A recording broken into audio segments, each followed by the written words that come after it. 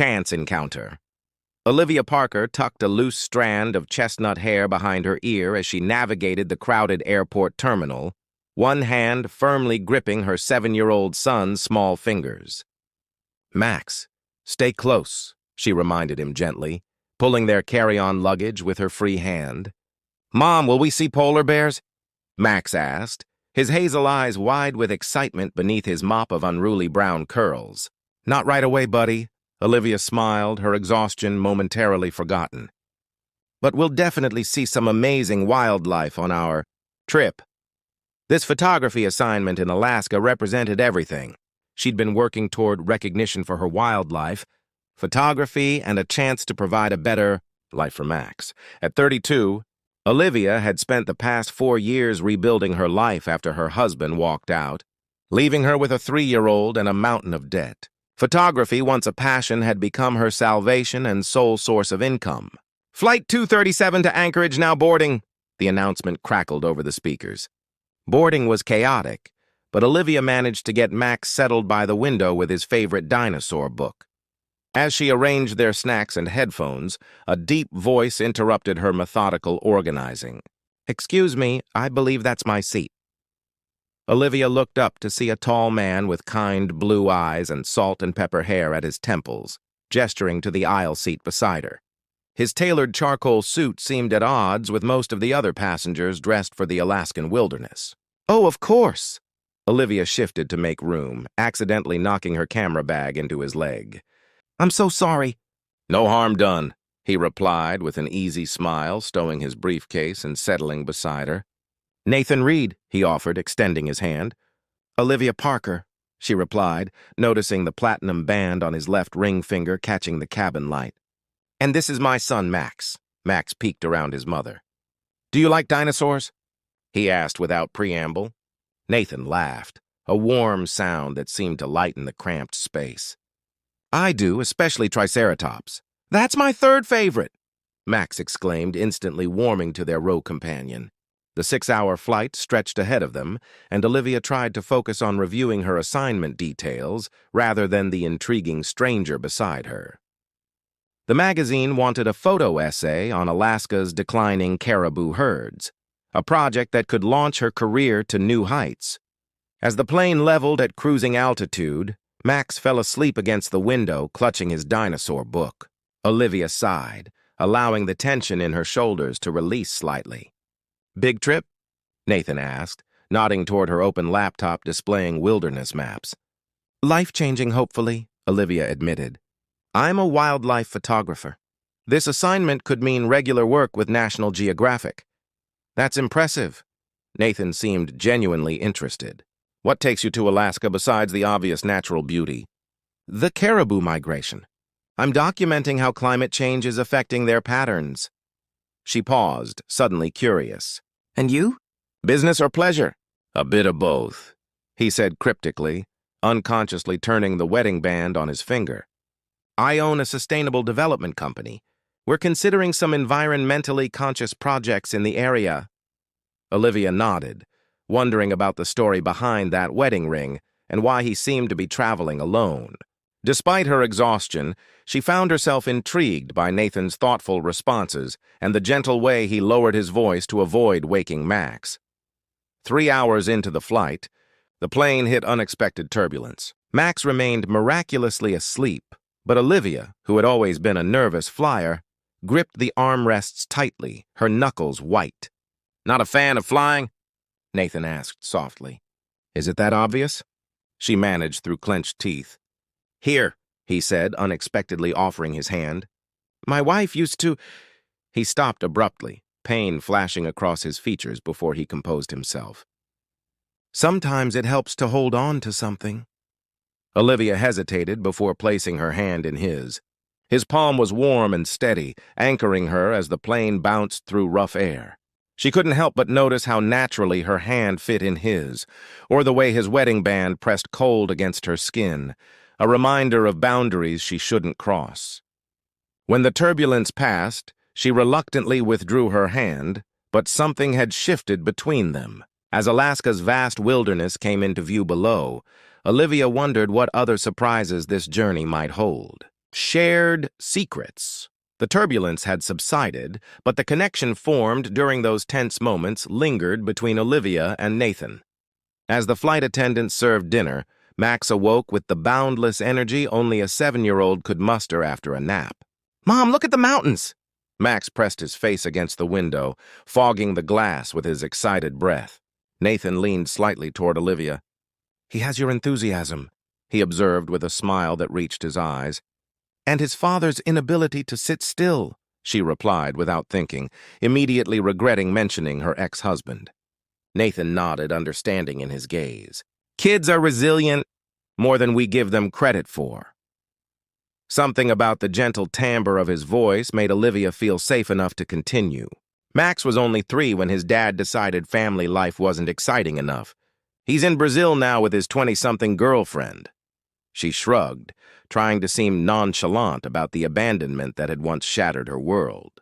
"His loss," Nathan said simply, his eyes flickering to Max, who was now carefully arranging his airplane meal into dinosaur shapes. A comfortable silence settled between them as they ate. Olivia couldn't help but notice how Nathan would occasionally twist his wedding ring, a nervous habit perhaps, or something more meaningful. "I've been wondering about your ring," Olivia finally ventured, keeping her voice low so Max wouldn't hear. "You don't have to tell me if it's too personal." Nathan's fingers stilled on the platinum band. He took a deep breath as though preparing himself. "My wife Claire died 3 years ago. Cancer." His voice was steady, but pain shadowed his eyes. "Some days I wear it because I'm not ready to take it off. Other days I wear it to ward off conversations I'm not prepared to have." "I'm so sorry," Olivia whispered, regret washing over her for bringing up such a painful subject. "Don't be," Nathan assured her. "Claire would have laughed at me still wearing it. She was practical that way." A wistful smile crossed his features. "She made me promise not to become a hermit. I'm not sure I've kept that promise very well." "Is that why you're really going to Alaska?" Olivia asked softly. "To keep that promise?" Nathan looked surprised, then thoughtful. "Maybe.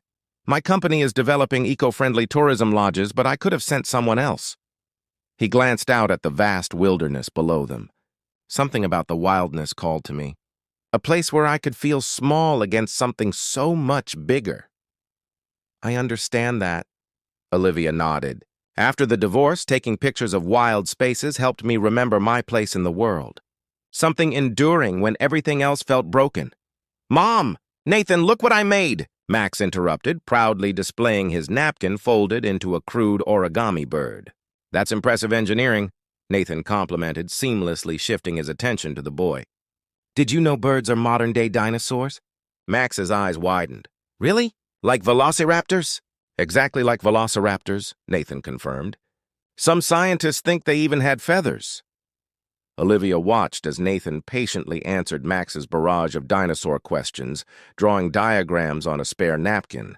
It had been so long since a man had shown genuine interest in her son. Her ex-husband had viewed parenthood as an obligation rather than a joy, leaving most of the child-rearing to her even before he left. As the cabin lights dimmed for the overnight portion of the flight, Max finally succumbed to sleep again. Olivia found herself growing drowsy as well, her head nodding despite her best efforts. "You should rest," Nathan said gently. "Tomorrow we'll be busy with your assignment." "I'm fine," she protested weakly, stifling a yawn. Nathan chuckled. "Single parents are the worst at accepting help. Claire was the same way with our—" He stopped abruptly, pain flashing across his face. "You have children?" Olivia asked carefully. Nathan shook his head. "We wanted to. Claire was diagnosed before we could." He swallowed hard. "She would have been an amazing mother." Impulsively, Olivia reached for his hand, giving it a gentle squeeze. "I'm sure she would have been." Whether from exhaustion or the strange intimacy that sometimes exists between strangers who will never meet again, Olivia found herself drifting to sleep. The last thing she remembered was the solid warmth of Nathan's shoulder as her head came to rest against it. She awoke hours later to find a blanket tucked carefully around both her and Max. Nathan was reading quietly beside her, careful not to disturb them. As the first light of dawn illuminated the Alaskan landscape below, Olivia couldn't help but wonder if this chance encounter might be more than just a fleeting connection. Northern Lights. 3 days after landing in Anchorage, Olivia stood ankle-deep in a rushing stream, her camera trained on a mother moose and her calf drinking at the water's edge. The morning light bathed the scene in golden hues, and she felt her heart swell with gratitude for moments like this, when the world's raw beauty revealed itself to her lens. "Mom, Mom!" Max called in an excited whisper from the shoreline where her guide, Thomas, was keeping him safely out of the moose's range. "Did you get the shot?" Olivia gave him a thumbs up as she carefully backed away from the animals. This trip had already exceeded her expectations, yielding breathtaking images of caribou against dramatic mountain backdrops. The magazine editor had been ecstatic with her preliminary submissions. "We should head back to the lodge," Tomas suggested, checking his watch. "Storm's supposed to roll in this afternoon." The Winterbrook Wilderness Lodge had been an unexpected upgrade to their accommodations. Originally planning to stay in a basic outfitter's cabin, Olivia had been offered a last-minute media rate at the luxury eco-lodge nestled against the mountains. With its stunning glass-walled main building and private wooden cabins, it was far more comfortable than she had anticipated. As they approached the lodge after their morning expedition, Max tugged on her sleeve. "Mom, look who's here!" Olivia followed her son's pointing finger to see Nathan Reed standing on the lodge's deck, deep in conversation with someone who appeared to be the manager. He was dressed more casually now in dark jeans and a blue flannel shirt that enhanced the color of his eyes, looking more at home in the wilderness than she would have expected. "Nathan!" Max broke free from her grasp and ran ahead, all thoughts of Moose forgotten. Nathan turned at the sound of his name, surprise and pleasure crossing his features as he spotted them. "Max, Olivia, what are you doing here?" "We're staying here for my mom's photography project," Max announced, skidding to a stop on the wooden deck. "We saw a mother moose and her baby today." "That's incredible." Nathan knelt to Max's level, genuinely interested. "Did they come close to you?" As Max launched into an enthusiastic retelling, Olivia approached more slowly, her heart beating with an unexpected rhythm. She had thought about Nathan more than she cared to admit since their flight, despite telling herself their connection had simply been the temporary intimacy of strangers sharing a journey. "This is quite the coincidence," she said when Max paused for breath. Nathan stood, a warm smile crinkling the corners of his eyes. "Actually, this is the property my company is considering investing in. The owner is retiring and wants someone who will maintain its environmental principles." "It's beautiful," Olivia admitted, glancing around at the tasteful integration of modern architecture with the natural surroundings. "Would you both join me for dinner tonight?" Nathan asked. "I'd love to hear more about your photography expedition." Before Olivia could formulate a reasonable excuse, Max enthusiastically accepted. "Yes, can we, Mom? Please?" Dinner turned into one of the most enjoyable evenings Olivia had experienced in years. In the lodge's intimate restaurant, with a fire crackling in the stone hearth and snow beginning to fall outside the panoramic windows, conversation flowed effortlessly. Nathan had a way of making both her and Max feel heard, drawing out Max's stories with genuine questions and listening to Olivia's passionate explanations about wildlife conservation with rapt attention. "The northern lights might be visible tonight despite the snow," the waitress informed them as she cleared their dessert plates. "The forecast is for the clouds to clear around midnight." Max's eyes lit up. "Can we stay up to see them, Mom, please?" "It's already past your bedtime," Olivia hesitated, torn between parental responsibility and the rare opportunity. "I have an idea," Nathan suggested. "There's a viewing platform with heated seats just outside. Why don't we bundle up and check? If the clouds haven't started clearing yet, we'll know it's time for bed." The viewing platform turned out to be a circular deck with comfortable reclined seating, protected from the wind by glass panels but open to the sky. Max, wrapped in layers of warm clothing, nestled between Olivia and Nathan as they gazed upward through occasional breaks in the clouds. "Did I ever tell you why I started taking photographs?" Olivia asked softly as Max's eyelids began to droop despite his excitement. Nathan shook his head, his profile illuminated by the soft lighting of the platform. My grandfather gave me my first camera when I was about Max's age, she explained. He told me that capturing beauty was a way of keeping hope alive. She smiled at the memory. After the divorce, when everything felt dark, I remembered what he said. I started photographing wild places as a way back to hope. Claire used to say something similar about her work, Nathan replied, his voice low. She was an environmental attorney. She believed that protecting beautiful places was an act of faith in the future. As if on cue, the clouds parted, revealing a swath of star-studded sky. And then it happened. A shimmering ribbon of green light unfurled above them, dancing across the heavens. "Mom!" Max gasped, suddenly wide awake. "It's magic!"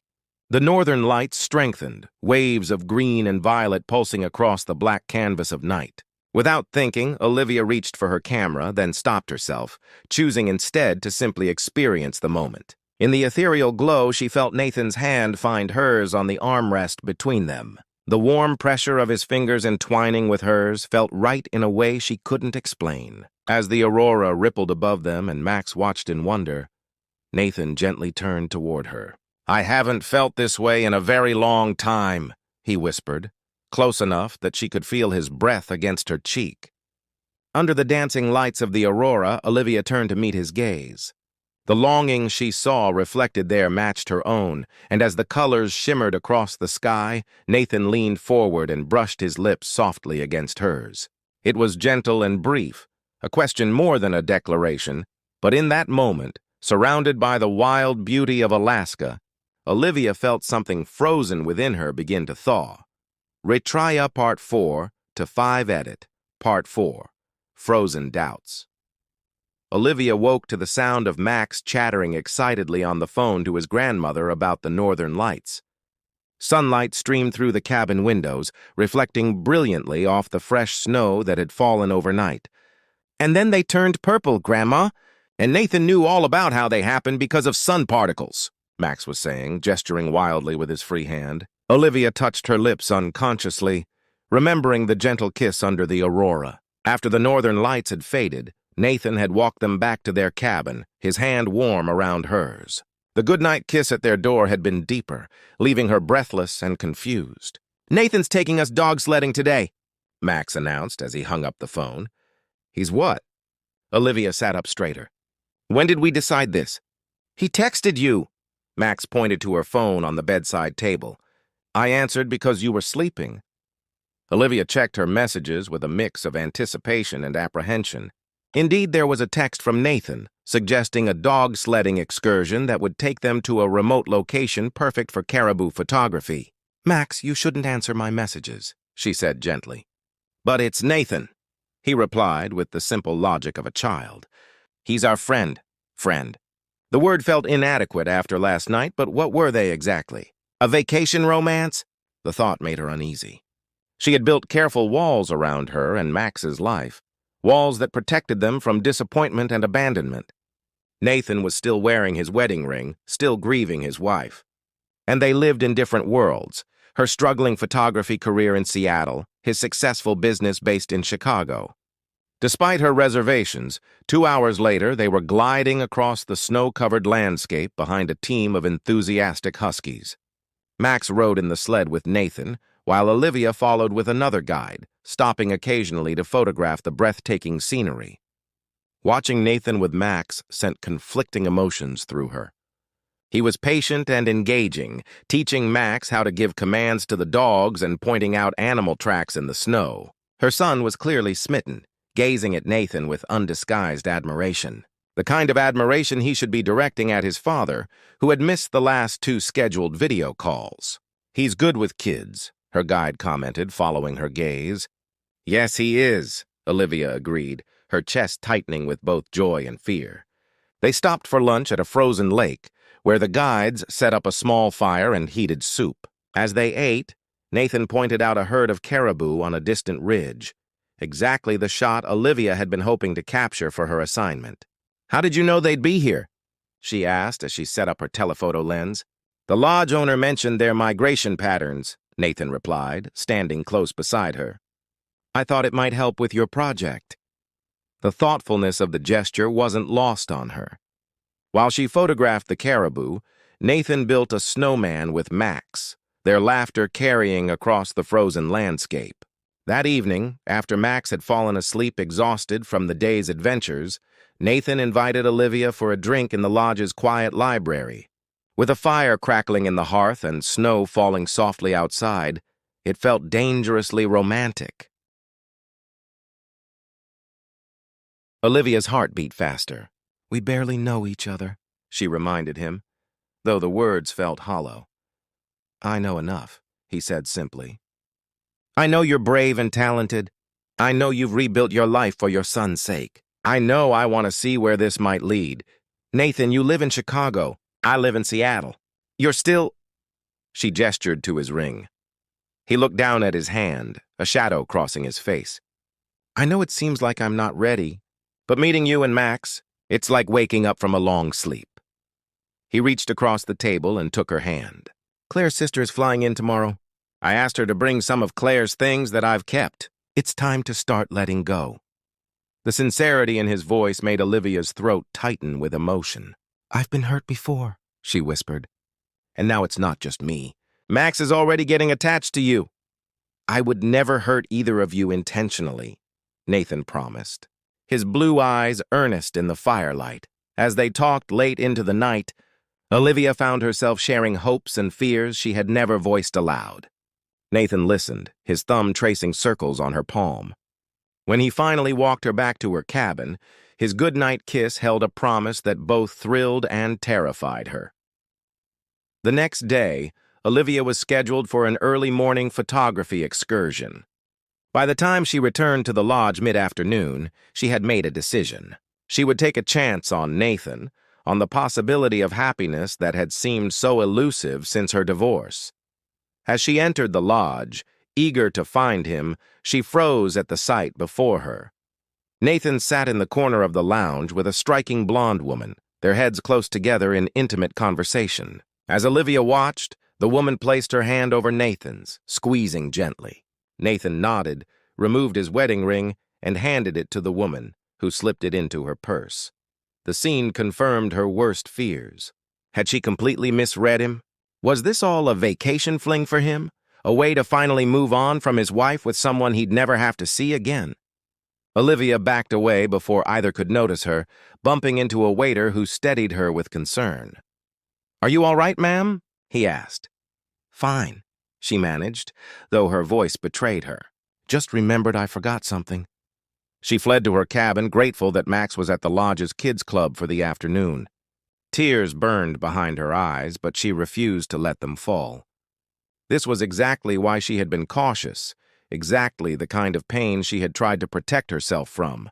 Her phone buzzed with a text from Nathan. "Back from your shoot? There's someone I'd like you to meet." Olivia stared at the message, anger and hurt churning inside her. Meet the other woman? Was he really so oblivious? Or worse, was this some kind of cruel game? She typed and deleted several responses before finally settling on a brief. "Actually not feeling well. Think Max and I need a quiet evening." Nathan's response was immediate. "Is everything okay? Do you need anything?" "Just space," she replied, then turned off her phone. That evening, she told Max she had a headache, ordering room service instead of dining at the lodge. When Max asked about Nathan, she made vague excuses, hating the disappointment in her son's eyes. Later, a knock at the cabin door revealed a lodge staff member with a small package and note. Inside the package was a snow globe containing a tiny scene of the northern lights. The note read, "Olivia, I'm worried something's wrong. Claire always said that misunderstandings grow in silence. Whatever it is, please talk to me. I'll be in the library until midnight. Nathan." Olivia placed the snow globe on the table and sat staring at it for a long time, watching the glitter swirl like the aurora had that night. The night everything had seemed possible. Part 5, Thawing Hearts. The snow globe sat on the bedside table, its glitter settled at the bottom like fallen stars. Max had been asleep for hours, but Olivia remained awake, Nathan's note clutched in her hand. The clock read 11:42 p.m. She had spent the evening cycling through hurt, anger, and finally, doubt. What if there was an explanation? What if she had jumped to conclusions? The woman could have been anyone, a colleague, a friend. But the wedding ring, that seemed clear enough. With a sigh, Olivia rose from her bed and pulled on her boots and coat. Even if nothing came of their brief connection, she owed it to herself to hear the truth rather than hide behind assumptions as she had after her divorce. The main lodge was quiet, most guests having retired for the night. A few embers still glowed in the great room's massive fireplace as Olivia made her way to the library. Through the partially open door, she could see Nathan sitting alone in an armchair, staring into the dying fire, looking utterly dejected. She hesitated, her hand on the doorframe. This was her last chance to retreat, to protect herself from potential pain. But something in his solitary figure, the slump of his shoulders, the absence of the wedding ring she had come to see as both a barrier and a talisman, made her push the door open. Nathan looked up, hope and relief washing across his tired features. "Olivia," he breathed, standing immediately. "I was afraid you wouldn't come." "I almost didn't," she admitted, keeping her distance. "I saw you today with the blonde woman. I saw you give her your ring." Understanding dawned on his face. "That was Hannah, Claire's sister." "Your sister-in-law," Olivia repeated, processing this new information. Nathan nodded, gesturing for her to sit. "I told you she was coming. She's been encouraging me to move on for over a year now, but I couldn't bring myself to take off the ring." His voice softened. "Until I met you. So you gave her your wedding ring because—" Olivia left the question hanging between them. "Because Claire made me promise something before she died." Nathan moved to sit beside her on the small sofa. "She made me promise that when I found someone who made me feel alive again, I would let her go properly. Give her ring to Hannah to keep for her daughter someday." He met Olivia's gaze directly. "I didn't know if I'd ever be ready to keep that promise. And then I sat next to you on that flight." The simple truth in his words melted something frozen inside Olivia. "I was so afraid," she confessed. "When I saw you with her, all I could think was that I'd been foolish to hope again." "Hope isn't foolish." Nathan reached for her hand. "It's the bravest thing we can do after loss." Olivia's fingers intertwined with his, noting the pale band of skin where his ring had been. "Max is going to be thrilled," she said with a small laugh. "He already thinks you're better than his dinosaur encyclopedia." "High praise indeed," Nathan smiled. "I've grown quite attached to him too, to both of you." "What happens when we leave Alaska?" The practical question had been weighing on her. "Our lives are in different cities, different worlds." "My company has offices in Seattle," Nathan said. "I've been considering spending more time there for months now. And with technology, I can work from anywhere." He paused, his thumb tracing gentle circles on her palm. "I'm not suggesting we rush anything. We can take this as slowly as you need, but I don't want to lose this connection just because of geography." Outside the windows, snowflakes began to fall, large and gentle in the night air. As if on cue, the northern lights appeared again, fainter than before but still magical against the dark sky. "Look," Nathan pointed. "Another miracle." Olivia moved closer to him, resting her head against his shoulder as they watched the green and purple lights dance across the heavens. "My grandfather would say it's a sign. What do you say?" Nathan asked, his arm wrapping around her shoulders. Olivia turned to face him, finally allowing herself to embrace the hope blossoming in her chest. "I say we've both been frozen for too long." This time when they kissed, there was no hesitation, no holding back. It felt like a beginning, like the first thaw after a long winter. The next morning, Max's delight at finding Nathan at their breakfast table was boundless. As he chattered excitedly about their remaining days in Alaska, Olivia and Nathan exchanged glances filled with shared understanding. Whatever came next wouldn't be simple, but it would be worth navigating. On their final evening at the lodge, Nathan surprised them with a special dinner in a private glass dome overlooking the mountains. As they finished dessert, he presented Max with a junior, Photography kit and Olivia with a small box. It's not what you think, he assured her as she hesitantly opened it to find a delicate silver pendant in the shape of the northern lights. That comes later when the time is right. This is a promise that we'll find our way forward together. As Olivia fastened the necklace around her throat, she watched Max showing Nathan how to use his new camera. Her son's laughter mixed with Nathan's deeper chuckle, creating a harmony she hadn't realized she'd been missing. Later, as the three of them stood on the lodge's deck watching one final display of the aurora borealis, Max between them with a hand held by each adult, Olivia felt a completeness she had thought forever lost to her. "Look, Mom," Max whispered, pointing to where the lights seemed to form a bridge across the sky. "It's connecting everything." "Yes, it is," she agreed, meeting Nathan's gaze over their joined hands. Nathan smiled, the love in his eyes unmistakable. "The indigenous people here believe the northern lights are the spirits of loved ones watching over us," he said softly. "I like to think Claire would approve of this." Olivia squeezed his hand, feeling the absence of his ring not as a void, but as a space made for new possibilities. "I think she would,"